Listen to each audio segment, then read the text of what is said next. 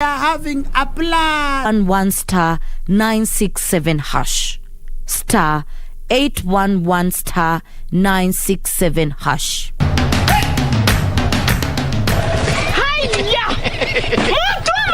Allah! Nissan Serena ndio hii. Na unaweza kuwa wewe ndio tunapikia simu. Kodi ya Nissan Serena ni NS. Alafu kisha kwenye amount ni 50 bob. Hii Nissan Serena tunakupatia na shilingi 50. Kujiunga na QuickBid ni rahisi. Enda kwenye M-Pesa, bonyeza paybill kisha weka business number 4032353. Kwenye account weka kodi ya bidhaa unayotaka na bid yako ya chini zaidi. Kwa mfano TV 16. Kisha weka shilingi 20 tu kama idadi yako. Weka bid yako pia kwenye www.quickbid.co.ke. Kumbuka, bid ya chini zaidi ya kipekee ndio hununua. QuickBid, bidhaa bora kwa bei ya chini.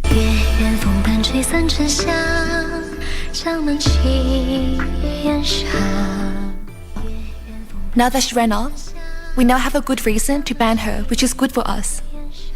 What are you doing out here? Arrest this woman right now!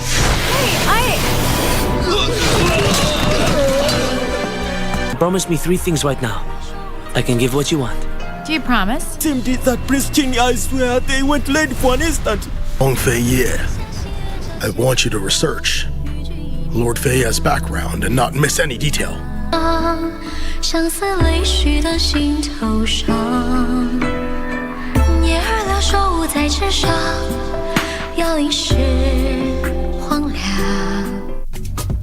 This is where it all began.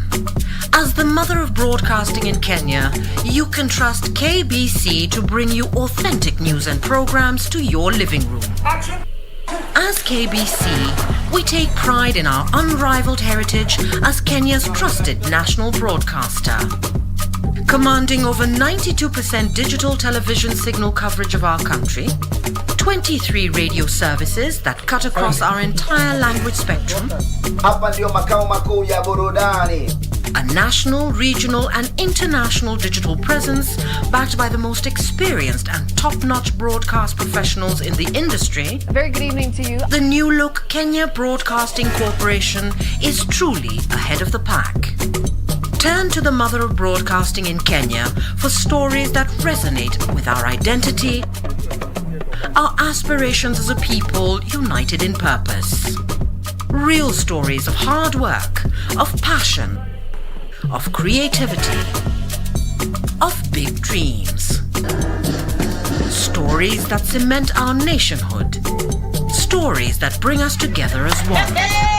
We take pride in our shared heritage and destiny. KBC. Informing, educating and entertaining Kenyans as one nation. KBC. Kenya's listening. Kenya's watching.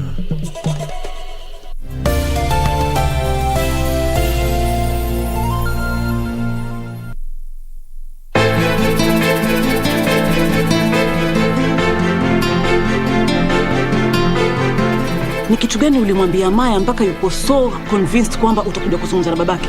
Birthday ya Badi si muhimu kwako, sio? Jamani mume wangu, mimi sijasema hivyo. Mimi leo uko tayari kutoroka. Vipi ule mpango? Pe jina lako kijana. Ujui jina la baba wa mtoto mtarajiwa? Like spending my money baby. Na kama hutaki mimi nitumie, wataka nani atumie?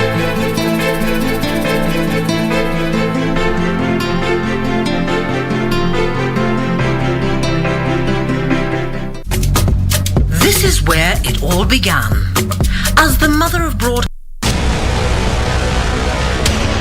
get the VIP access to the best shows on KBC Channel 1. We have something different, something special to spice you up. Get ready for new, exciting and captivating dramas. Movies. I love the smell. Comedy. I went to the pupils. Huh? Drama. Will you assault the queen in my house, in my presence? News, sports and so much more. Do the things that make you happy on KBC Channel 1.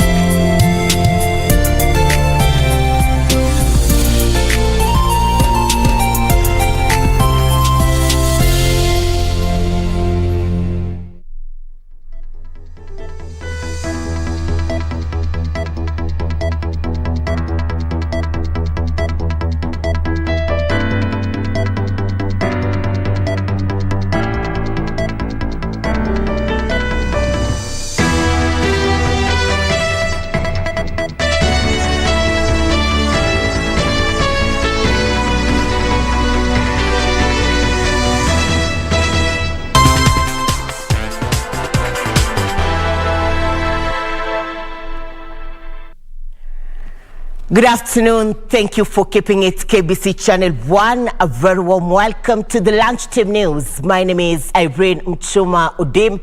My co-uncle sign language interpretation this afternoon is Ann Wangeshi. Remember, we're also live on our social media platforms at KBC Channel 1 on Facebook, YouTube, and Twitter. Now, 4 months are joining secondary schools today, being the second day in the month of August 2021. And our reporters across the country are taking a close eye on events as they unfold. We are kicking off from the county of Nairobi, where my colleague Timothy Kipnusu has been roaming around the city to establish and bring for us the picture. And right now, he is joining us live. Kipnusu, if you can hear me, good afternoon to you. What do you have for us?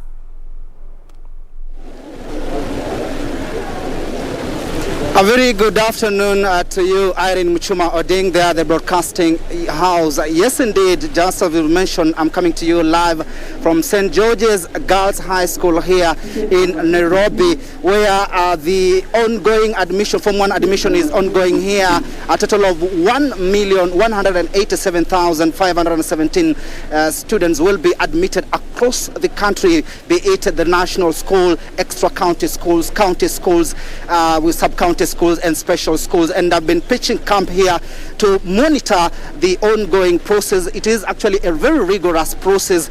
Parents are actually being taken through different process, making sure that the names of the students is captured in the naming system. That is very much important. And earlier on, the CAS for Education, that is Dr. Sarah Ruto, reiterated that no Form 1 student will be admitted if his or her name is missing in the naming system. And it's also very important to note that this year the Form 1, the girls, the number of girls are more than the boys, and it sends a message that the education, the system that has been put in place, and the stakeholders who have been championing the girl child education, it has been successful, because it is 585,942 girls compared to 585,323 boys.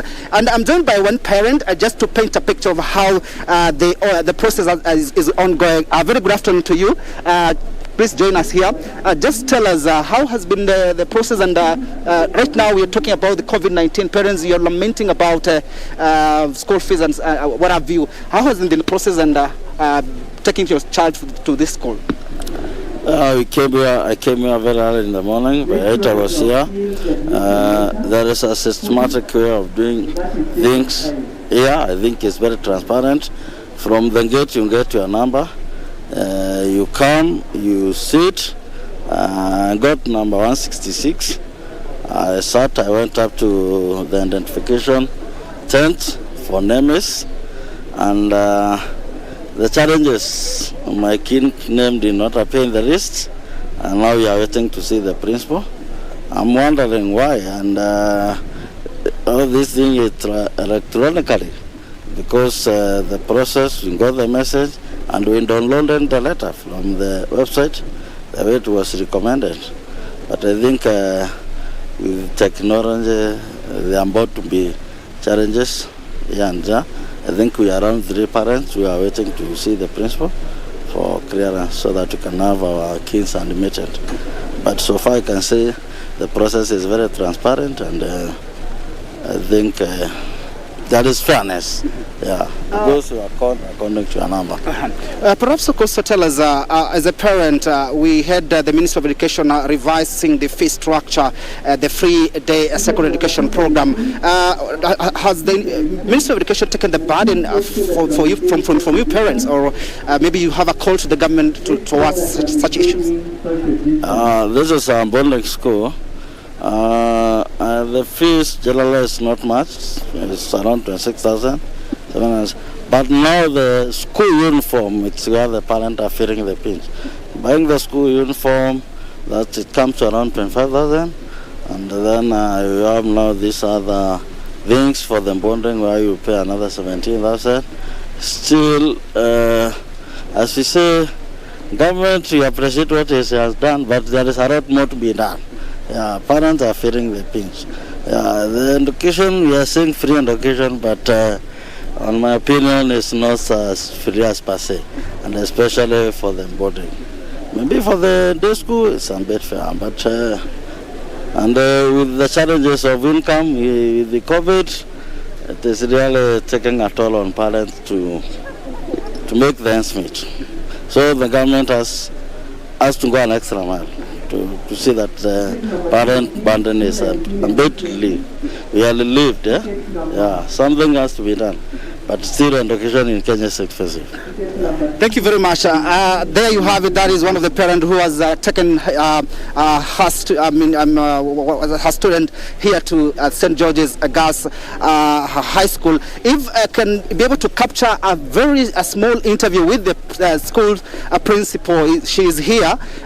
If be able to capture just a 1 minute interview, please. We are live from KBC Channel 1. The principal for this particular school. Perhaps how has been the admission? And we've had the CIS for Education coming here talking about the issue of some students, their names missing in the naming system. Perhaps just take us through. Well, we have not yet experienced anyone in St. George's who is missing in the naming system. The ones who had asked for transfers from their other schools where they were initially admitted and preferred St. George's, they are all in the names. So we have not experienced that yet. Yes. What is your call to the government about the issue of fee structure? And because we had a revised fee structure in the country, taking the burden from the parents. What's your call? That was very good for them to consider, because for sure, if I can comment on the classes that are here before the Form 1s came, the Form 2, Form 3 and 4, some parents are really struggling. And because of that, it was wise to consider the reduction, considering that we have a shorter term, and I think that is good. The only thing is that we should encourage all the parents to pay the fees.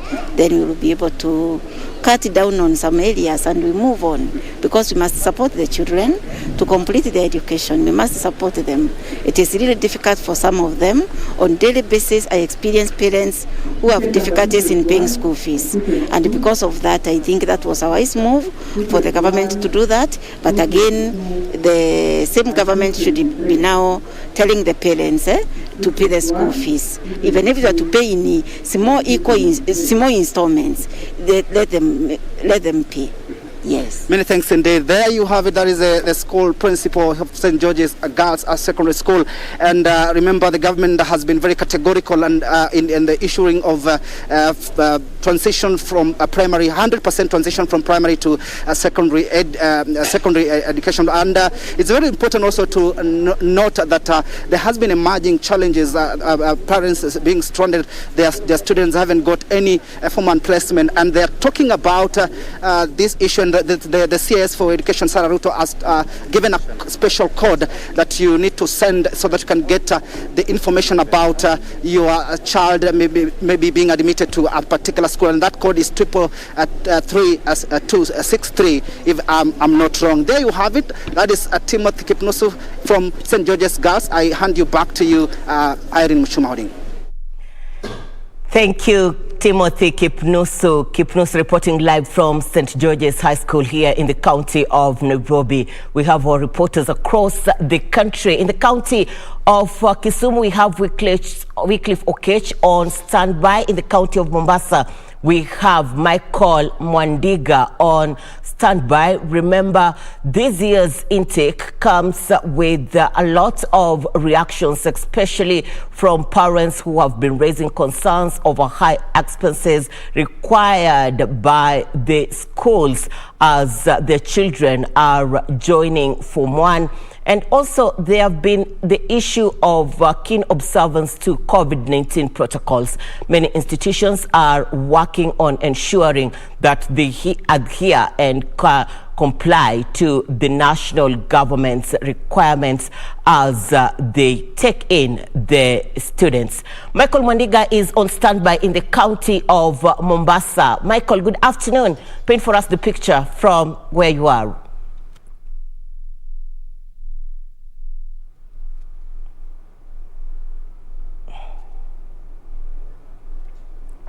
Well, we'll be able to get back to Mwandiga still in this bulletin. But in other news making headlines this afternoon, at least 30 students from vulnerable families at Osigili Charity Foundation School in Kajiado County have received checks that will boost their 4 years of secondary education. Osigili Charity Foundation School founder Richard Binisa said the funding from the Kajiado West Bursary Kitty will target bright and needy students.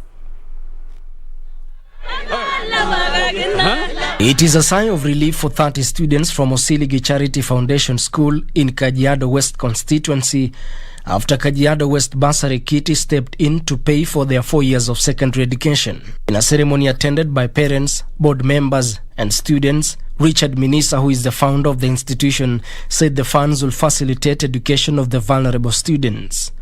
Tumeweza kuwapeleka mpaka high school, tulifanya sherehe kubwa tukiwapatia macheki ya kwenda shule. Walipita wengi wao, kuna watoto wameenda Alliance Boys ambaye ni historia katika area hii. Hatujawahi pata mtoto ambaye ameenda Alliance, na wengine wameenda utumishi.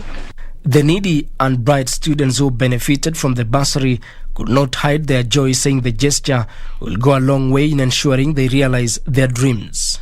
Leo hii tulipewa cheki ya kwenda secondary, hatutalipa hata kidogo. Hata kuna wale wengine wenye wameprovidiwa school fees, hatujaiona kitu kama hiyo huku. Nilipata max 360. Namshukuru Mungu kwa maana ametenda makuu. Kwa maana kama si yeye singepata cheki ya kujoin secondary.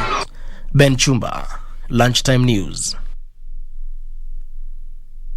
A section of local leaders from Morotile, Mandera North, have warned parents and guardians against denying children the right to education.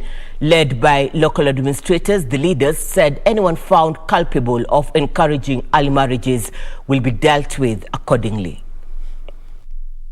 Speaking in an event to sensitize parents and children on the importance of education in the society, the local leaders decried low primary school registration in the area, warning parents who are neglecting their parental roles that they will face the full wrath of the law. They also emphasized that all children, regardless of gender and tribe, must be given education. Kuna watoto walemavu hapa kwa kijiji, hapana ficheni hiyo mtoto. Kila mtu ama kila mtoto ako na haki ya kusoma. Hiyo ni haki yake.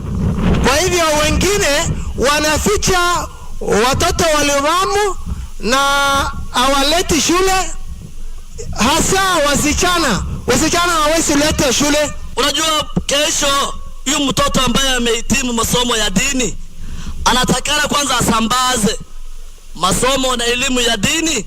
Ataweza kuongelesha namna gani yule ambaye elewi?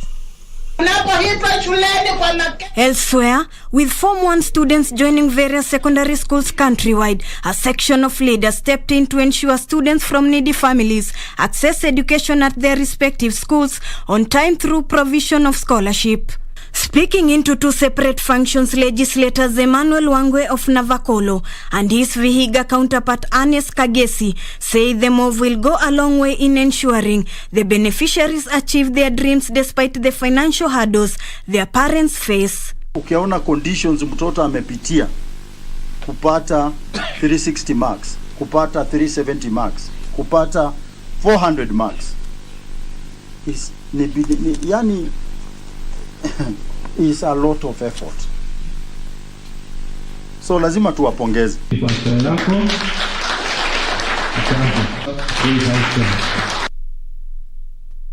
Take you back to our top story this afternoon, and now to the county of Mombasa, where 4-1 students are reporting to schools. And we have Michael Wandiga to paint for us the picture in the region as hundreds are reporting to school. Good afternoon, Wandiga. Bring us up to speed with the latest developments from your end. Well, good afternoon, Muchuma. We are coming to you live from Shimolatewa School here in Mombasa County. It is a national school and it is the first day in school. We have 4 months here who are being admitted, and I'll be joined by the principal himself, Mr. Matthew Mutiso, to tell us how are they prepared in taking such a big number of students and taking into account schools admitting students mid the pandemic. Welcome, Mr. Mutiso, and kindly paint the picture. What is happening today? Yeah, thanks a lot. Today it is the first day for the Form 1s. The government gave us 400 students, and they're the ones we are admitting today. When you look at behind me, parents have been seated there, and that is one way of protocol of this COVID-19 measures that we have already taken. That other side, it's where we are admitting them, and of course, before the parents get into the hall, we have to measure the temperatures and then, of course, sanitize their hands even together with the students. Today, we are admitting 400 students, but as at now, we have received more than 200 students within this school of Shimolatewa National School. Okay, and taking into account you have a big number of students, the COVID-19 protocols, are they being adhered to in classes and in dormitories and the dining hall? Yeah, definitely. We have virtually told the students they have to wear the mask while they are going to the classes. They have to wash their hands around. You have already made sure that they wash their hands, they sanitize before they go. But we are still overwhelmed because we still need some assistance because of the total number of the students that we have. At the moment, we have got a population of 1,100, and when the Form 1s will join us, we'll be hosting more than 1,600 students. That one, it's quite a number of students that will be hosting. So we still have some little challenges of this COVID-19 within the institution because of the total number of the students that we have, but we want to tell the parents they should not get scared. We'll take care of those challenges as they come by. Okay, well, thank you so much. That is the principal himself, Mr. Matthew Mutiso, here in Shimolatewa School, and I'll be joined by one of the parents who is bringing a child to the school just to paint a picture what is happening. And karibu sana baba. Umeleta mtoto leo shuleni. Hali iko namna gani na unatarajia nini zaidi? Ninatarajia masomo mazuri. Natarajia mtoto wangu asome vizuri na endelee vizuri na apate maksi ya kutosha ili itampeleka mbele zaidi. Hiyo ndio maombi yangu, na ninatarajia Mungu akipenda mambo yatakuwa sawa.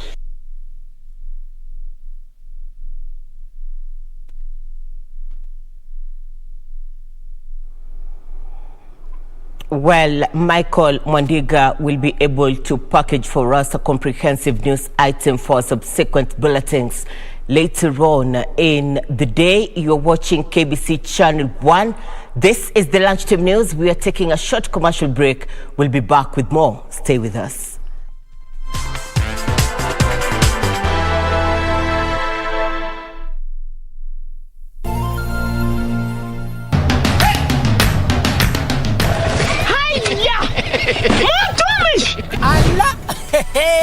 Nissan Serena ndio hii, na unaweza kuwa wewe ndio tunapikia simu. Kodi ya Nissan Serena ni NS, alafu kisha kwenye amount ni 50 bob. Hii Nissan Serena tunakupatia na shilingi 50. Kujiunga na QuickBid ni rahisi. Enda kwenye M-Pesa, bonyeza paybill, kisha weka business number 4032353. Kwenye account weka kodi ya bidhaa unayotaka na bid yako ya chini zaidi. Kwa mfano TV 16, kisha weka shilingi 20 tu kama idadi yako. Weka bid yako pia kwenye www.quickbid.co.ke. Kumbuka, bid ya chini zaidi ya kipekee ndio hununua. QuickBid, bidhaa bora kwa bei ya chini.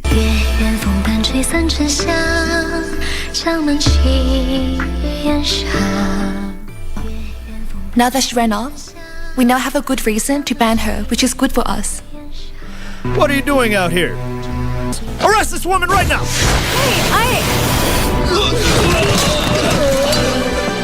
Promise me 3 things right now. I can give what you want. Do you promise? Tim did that Prince King, I swear. They went late for an instant. Long Fei, yeah. I want you to research Lord Fei's background and not miss any detail. 相思泪许的心头上，叶儿了手在纸上，要一世荒凉。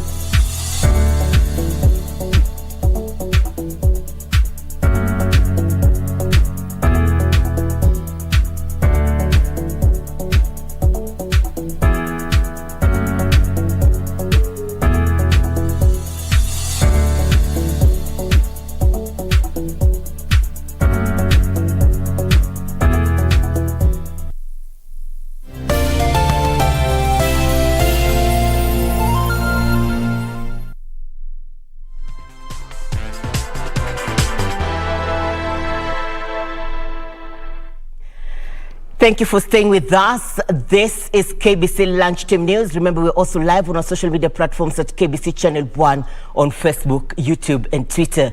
Still on education matters, the national government has extended registration for the Kenya Certificate of Secondary Education and the Kenya Certificate of Primary Education examinations by 2 weeks to ensure no candidate is left behind. The exercise that was to end on the 31st of last month will now close on August 14th, 2021. Head teachers and principals are to ensure that all bona fide candidates are registered for the examination to be sat in March 2022 within the remaining 2 weeks. The Minister of Education has extended by 2 weeks the registration of the 2021 Kenya Certificate of Primary Education and Kenya Certificate of Secondary Education that was to close on Saturday.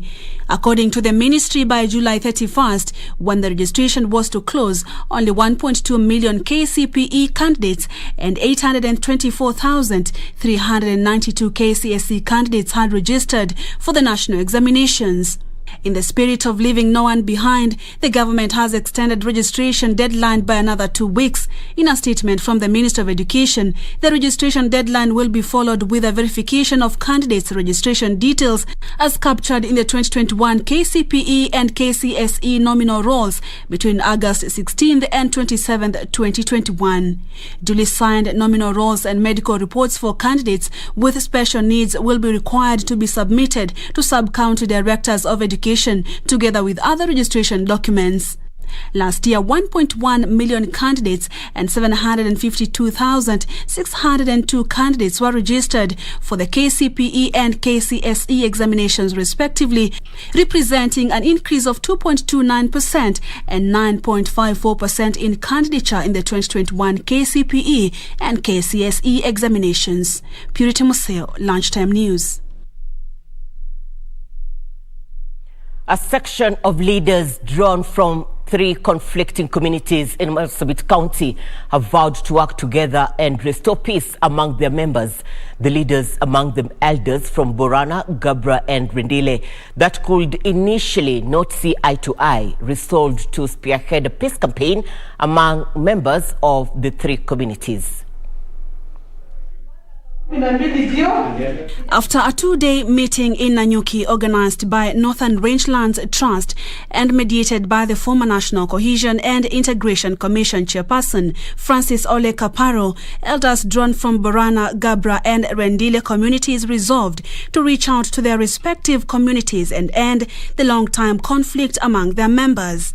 Naomba wote, viongozi wote wa aina tofauti, viongozi wa kisiasa, viongozi wa dini, viongozi wa jamii, viongozi wa kinamama, viongozi wa vijana, viongozi wa aina tofauti tofauti, tuungane, tushikane mikono pamoja, tuhakikishe ya kwamba uhasama, uoga, chuki imekuwa kitu ya historia katika Marsabit. The elders who spoke shortly after the meeting said the truce was long overdue following recurrent conflict among members of the communities for years. Tuko hapa Nyanyuki kwa siku 3 kikao ya siku 3 kwa sababu amani, na tumeongea mengi, tumekubaliana. Tulisema wale ambao wametoka kwao wote warudi kwao nyumbani, wakae na amani na mali yao, maisha yao yote tumekubaliana. Wazee na area chief ndo watashughulikia, watatunzwa, na hatakuwa na shida nyingine baadaye. Na tulisema kazi ambayo yote tungefaa tukirudi huko tufanye, tunaomba serikali kuu, serikali ya county na NGOs ambayo wako grassroots watu support ili amani ifike Marsabit. Sisi kama jamii ya Rendile, ile kitu tuliona afadhali tukirudi nyumbani tusimamiche. Sio afadhali tukirudi nyumbani tutasimamicha. Ni mambo ya wizi ya mifuko. Kwa sababu hii mambo ya wizi ya mifuko hata mara mingi. Previous reconciliation meetings have failed to bear fruits, leading to constant retaliatory attacks. Purity Museo, Lunchtime News. Senate Speaker Ken Lusaka has called on county leaders to discharge their mandate with a high sense of accountability. Lusaka said leaders entrusted with public resources must always think of the welfare of the people they represent before appropriating such funds. During the launch of Baringo County Assembly 2021-2025 strategic plan, where Senate Speaker Ken Lusaka stated that the essence of devolution was to assist the people from disadvantaged counties to grow economically, but not for leaders to become self-centered. You will be remembered not for the many years you have served, but the mark that you have left there. The essence of devolution was to assist counties that had been disadvantaged like Baringo. I served here, and what His Excellency the Governor is saying is true. You have been grappling with matters of insecurity, which has hampered development. Now with the devolution, you have an opportunity, you have resources to be able to do what you want to do. County Assembly's Forum Chairperson Degwa Wahome said devolution is under threat by external and internal forces who are unhappy with its success. Let us not have in any way that Senate would watch and see devolution being killed. Kuna watu walitoka Nairobi wakakuja huko counties atakuwa magavana, and they are still trying to kill devolution when they are at the counties. Meanwhile, Narok County Woman Representative Soipan Kudate has called on political leaders to focus on uniting the country than dividing Kenyans for their selfish interest. Mimi nikiona Wakenya wako peaceful, Wakenya wako watu ambao wanaelewa misimu za siasa, na ningependa kusema ya kwamba saa ingine sisi viongozi ndio tunaonekana tukifanya preemption ya kwamba kuna vita. Suleiman Yeri, Lunchtime News. Section of Public Service Vehicles PSV leadership in Gusii region says it will tackle the COVID-19 fourth wave through stakeholder engagement. Gusii Matatu Transport Association Chairman Okongo Mose stressed on the urgent need by the PSV crew to observe COVID-19 containment measures as they ferry Form 1 learners to schools this week. The chairman's sentiments came amid a stern warning from the government over non-observance of social distance among other protocols in the PSV sector. Tuchunge watoto, tusiwaweke ndani ya gari, wakae wengi ndani ya gari. Ile social distance tuweze kuangalia vizuri, na barakoa tuhakikisha kwamba kila mmoja anayeingia ndani ya gari amevaa barakoa. 2 health facilities in Meru County have received medical equipment worth over 3.4 million shillings courtesy of SportPesa Foundation. The donations are part of a program by the foundation to support healthcare services in communities. The donations were distributed in Mikinduri Sub-County Hospital, which received 10 maternity ward beds and 2 incubators, while Lankamia Dispensary received 5 maternal ward beds and 10 maternity packs. Dr. Nelly Kanja and John Inaga held the gesture, saying the 2 hospitals were in dire need. those ones will go a long way, because I can tell you for a fact, if you have a preterm baby born here, of course you have to refer to Miru level 5, and even with the best ambulance, most of them die along the way. You may be touching just this local area, but remembering the children who will be saved here through those incubators and maternity good services will translate to the larger health of our county and the good citizenry of our country. Speaking at the event, SportPesa CEO Ronald Karauri said they will also fund the construction of a new maternity ward at the Ankamia dispensary. We cannot have the problems that our mothers had for our daughters to have the same problems that our mothers had. So we'll keep making an impact in the society in terms of healthcare. Those are some of the things that and as Daktari said, if you have an unhealthy community, then you cannot say you're prospering as a society.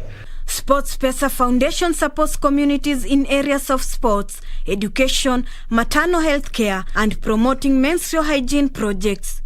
For Lunchtime News, I'm Ruth Wamboi. Now, the COVID-19 pandemic has had some unprecedented effects on how we live, work, and even play. For breastfeeding mothers, the protection of infants from the deadly disease is proving to be a challenging task due to the complexities involved.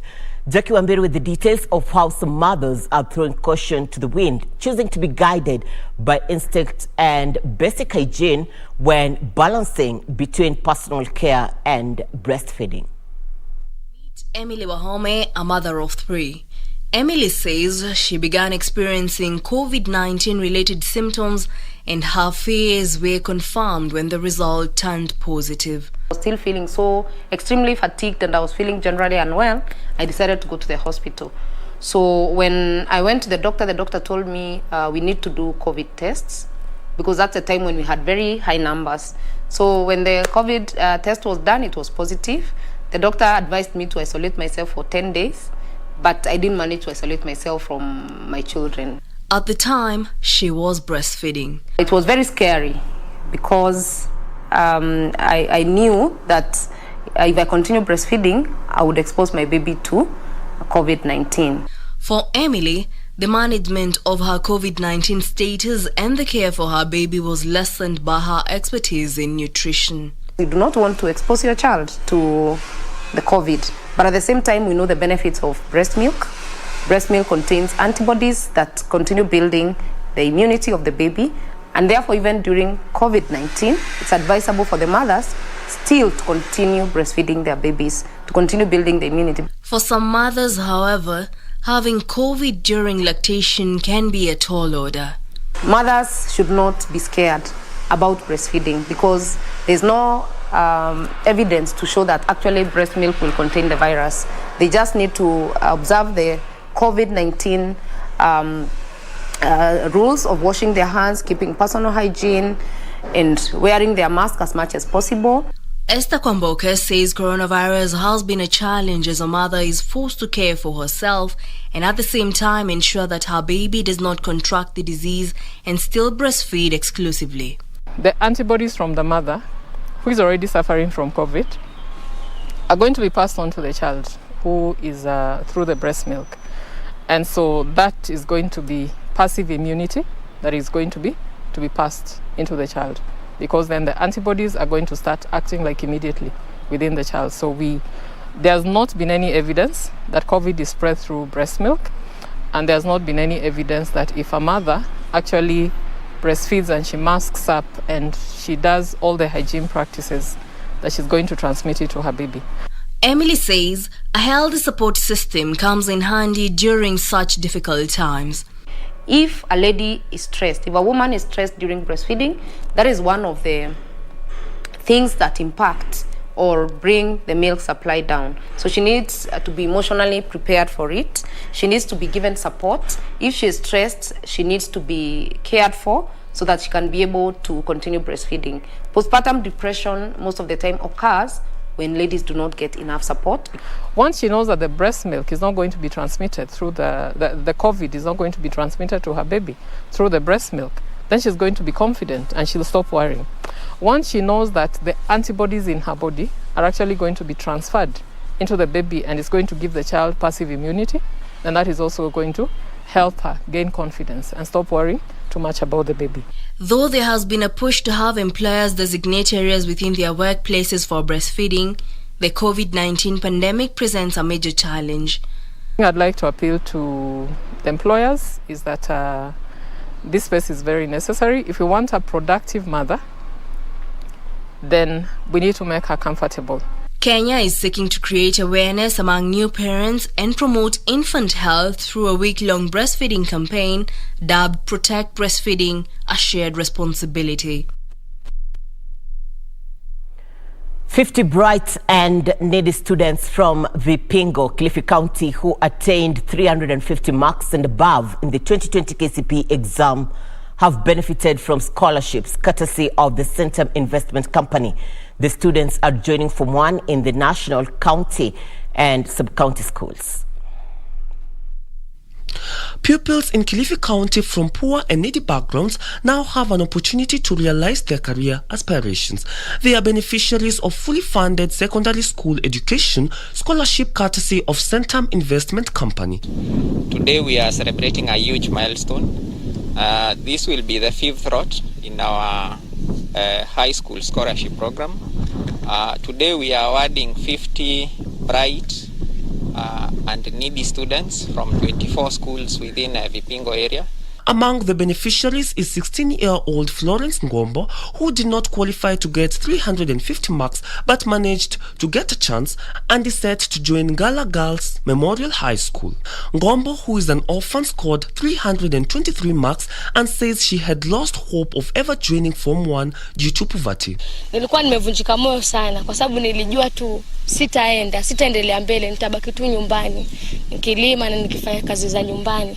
Edgar Masha, also 16 years old, despite all odds, managed to score 362 marks in the national examination and will be joining Voi High School in Taita Taveta County, which is a stepping stone to achieving his dreams of being a pilot. Nitaendelea kufanya bidii kwa maana bidii huleta ufanisi. Naenda katika shule ya Voi Boys huko Taita na mimi mwenyewe ilikuwa ni matarajio yangu, ninatamani kuwa rubani.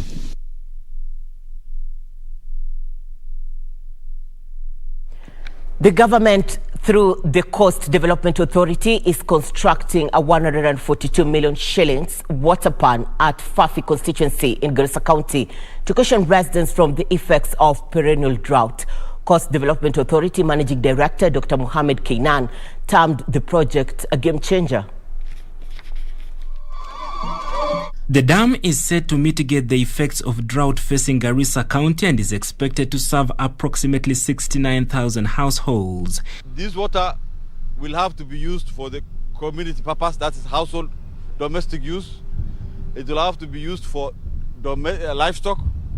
It will also be available to wildlife and even for smallholder irrigation. The dam is also set to provide sufficient water to cater for the entire population's needs and save the community from waterborne diseases. Tumefurahia kuwaletea kwa Dr. Kainan na Coast Authority of Development kutuletea hii dam kubwa. Mbeleni tulikuwa na shida, tulikuwa tunatumia maji green mara maji blue paka watoto wanakuwa na shida ya cholera. Residents of the county readily welcome the initiative, saying it will greatly relieve them from the burden of walking long distances in search of water. Na hii mradi itasaidia watu wa Garumagara kwa sababu ya kiangazi ambayo imekuwa ikikua kwa muda kwa hii area. This is KBC. We are taking another short commercial break. When we'll be back, I'll be telling you what you need to know in the world of sports as well as business. Stay with us.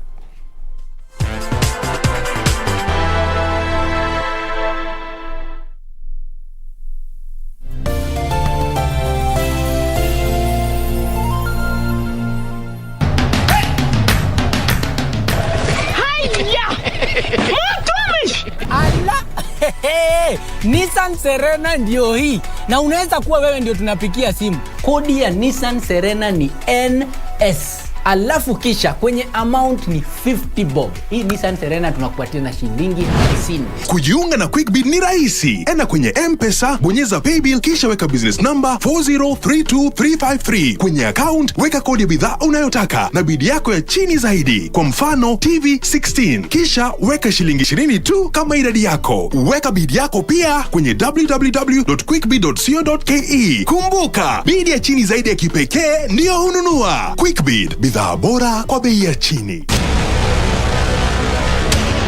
Get the VIP access to the best shows on KBC Channel 1. We have something different, something special to spice you up. Get ready for new, exciting and captivating dramas. Movies. I love the smell. Comedy. I went to the pupils. Huh? Drama. Will you assault the queen in my house, in my presence? News, sports and so much more. Do the things that make you happy on KBC Channel 1.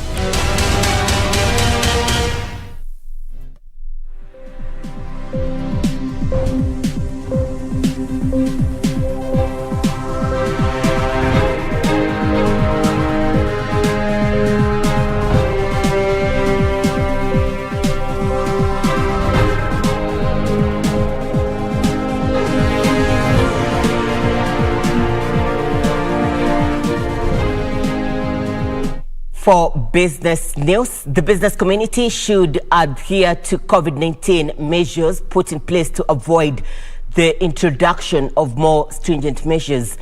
Trade Cabinet Secretary Betty Maina, who after meeting business leaders said tougher measures, if introduced, will further plunge the economy just when recovery is beginning, said the business community is assured of their support in fighting the pandemic, with the Kenya Private Sector Alliance revealing that plans are underway to purchase 1 million COVID-19 vaccines. Need to emphasize the need to adhere to the health protocols that have been issued by the Ministry of Health from time to time. And these guidelines that cover all the different sectors of business, from markets to factories, from retail shops to barbers and salons. All of these guidelines, they provide for safe operations of businesses in compliance with the protocols that were issued by the Ministry of Health, and ensure that we can keep businesses open as long as possible, so long as these guidelines are followed and adhered to.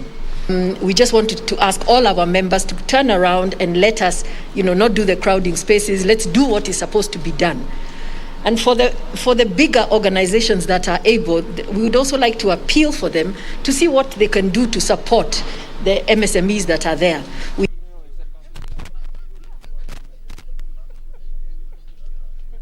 The Kenya National Highways Authority, KENHA, says it will prosecute directors, owners and drivers of vehicles for overloading offences. KENHA Assistant Director in charge of axle load, Michael Ngala, says contractors ferrying loose cargo on all roads must comply to the axle load regulations and the relevant traffic laws in Kenya or face the law.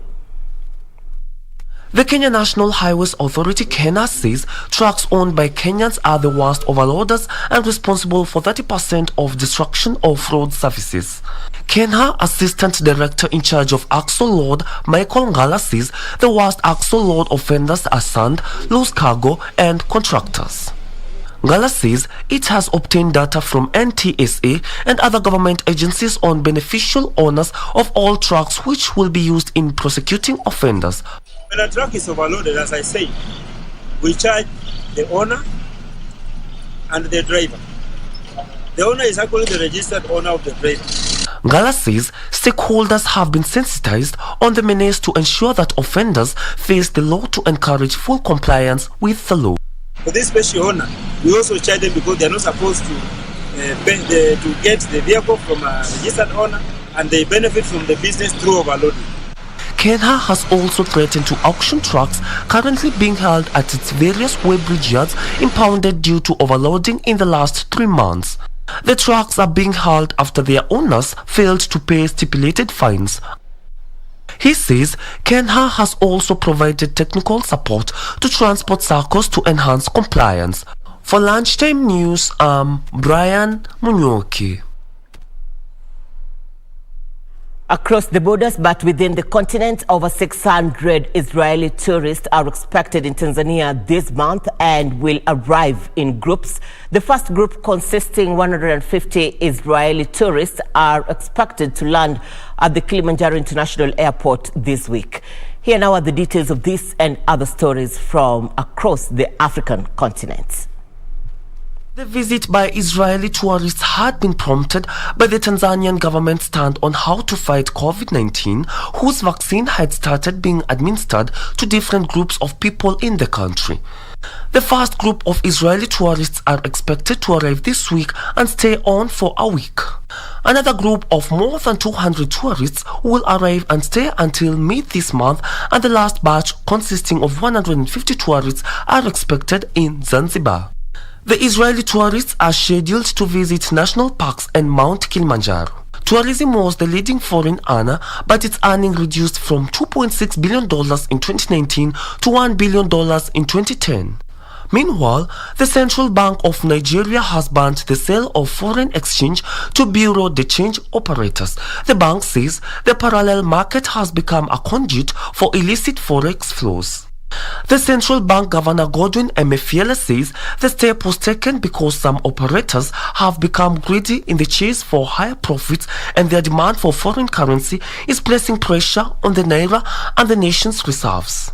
He says the central bank will deal ruthlessly with banks allowing illegal forex dealers to use their platform and will report the defaulting international organizations to the regulators.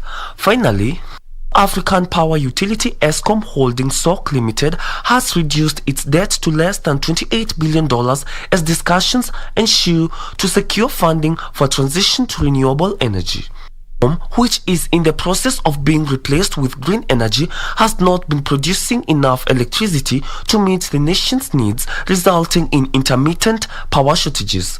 The utility is not generating enough cash to cover its operating expenses and interest bill, leaving it dependent on government bailout to survive. For Lunchtime News, I'm Brian Munyoki. Video conferencing firm Zoom has agreed to pay $86 million to settle a class action privacy lawsuit in the US. The lawsuit alleged that Zoom had invaded the privacy of millions of users by sharing personal data with Facebook, Google, and LinkedIn. Here now are the details of this and other stories from across the borders internationally. The lawsuit accused Zoom of misstating that it offers end-to-end encryption and for failing to prevent hackers from Zoom bombing sessions. The firm denies any wrongdoing but has agreed to boost its security practices. The preliminary settlement, which also includes a provision that Zoom will give its staff specialized training in data handling and privacy, is still subject to approval by a California district judge. The class action lawsuit filed in March 2020 in California is just one of several legal complaints facing the US-based video conferencing platform. The lawsuit was filed on behalf of Zoom, Meetings paid subscribers nationwide as well as free users. Meanwhile, banking giant HSBC says its first half profit has more than doubled as it has benefited from an economic rebound in Britain and Hong Kong. Europe's biggest bank by assets saw pre-tax profit for the period rise to $10.8 billion compared to $4.32 billion for the same time last year. The UK-based bank said all regions had been profitable in the period. The figures come as the global economy emerges from the impact of the coronavirus pandemic. The lender highlighted that its UK bank had reported profit before tax of more than $2.1 billion in the period. Finally, Brazil's coffee producers are seeing a steep drop in output this year following last year's record harvest, making it hard for them to take advantage of current high prices. Brazil's record coffee harvest last year was the result of favorable weather combined with an expanded cultivation area. Producers were also helped by a hike in international prices and a strong devaluation of the Brazilian currency, boosting the gains of exporters. The coffee crop in Brazil in 2020 was estimated at a record 68.08 million bags, showing an increase of 28% compared to last season, thanks to the positive biennial cycle of Arabica coffee, plus an increase in the harvested area.